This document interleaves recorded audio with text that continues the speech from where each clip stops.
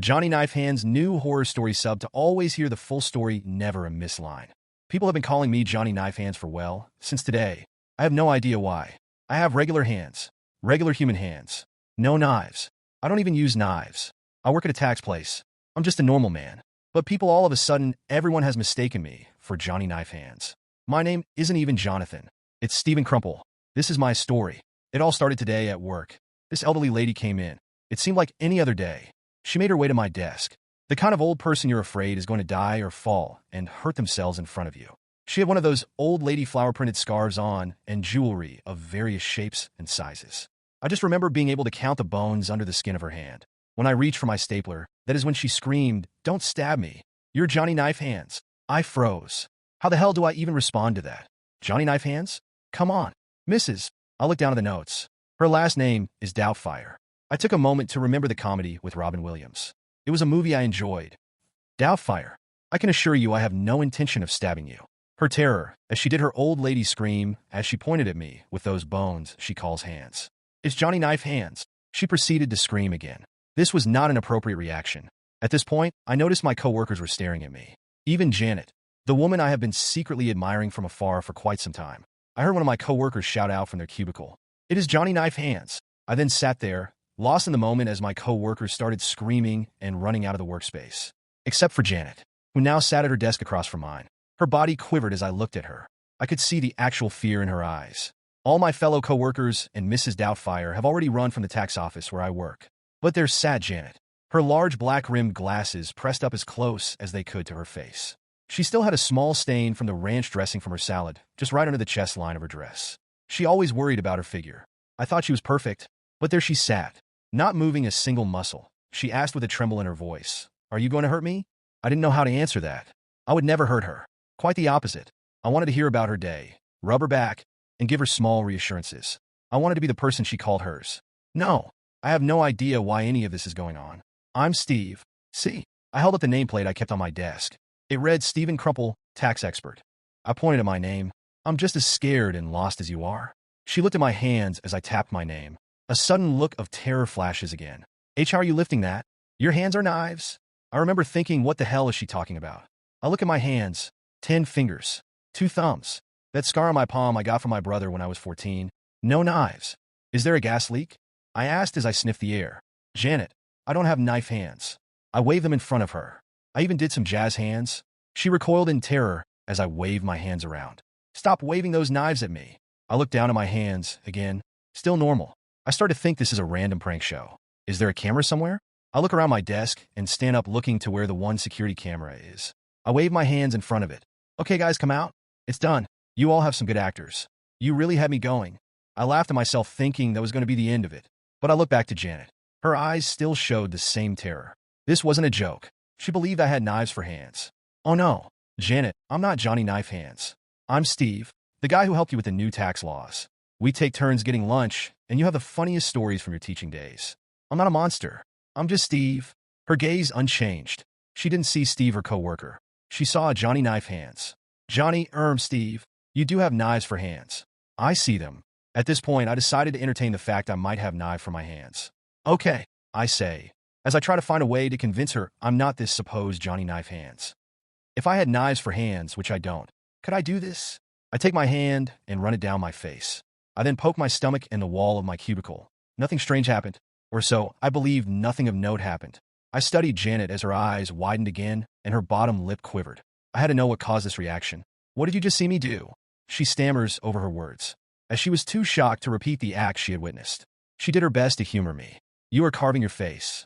I see the blood and the gashes on your skin. Please don't hurt me. She closes her eyes, unable to look at me anymore. I watch for a moment as she trembles. I am completely unable to reach through to her. I pull out my phone, putting my front-facing camera on to look at myself. Still nothing. Janet, I've done no such thing. Please stop this nonsense. I take a picture of my face and show her. Look at my phone, please. I'm just Steve. She keeps her eyes closed, shaking her head as she barely gets out. Please. I don't want to see you mutilate yourself. This is where I start to get frustrated. Janet, look at the picture, please. I sigh as I step closer. Just please look. It's proof. She opens one eye and screams as she looks at the phone. No more. I can't take this. Please let me go. I still don't know what she believes she saw. I didn't get the chance to ask. I was more perplexed by the idea of everyone's sudden psychosis. I hear the sirens outside. The police have arrived. I look down at my very normal hands and try to figure out a way to get myself out of this mess. I haven't stopped you from leaving. You've been sitting here talking to me. Leave, I don't care. I run my fingers through my hair. She screams again. I can only imagine what horrors are playing in her head. Go, Janet. I'm not holding you hostage. Suddenly, I hear a voice being broadcast through a loudspeaker. This is Officer Dick Thunder. I refuse to believe that is his Christian name. We have the place surrounded, Johnny. You're not getting away this time. I look at my hands again. Still normal. No naives. They're the ones who are wrong. I look at Janet as she cowers in her office chair. The phone rings on her desk. I pick up the receiver and hold it up to my ear. Hello, Johnny. Let me introduce myself. I am FBI Agent Victor Freedom. Seriously, what's with names?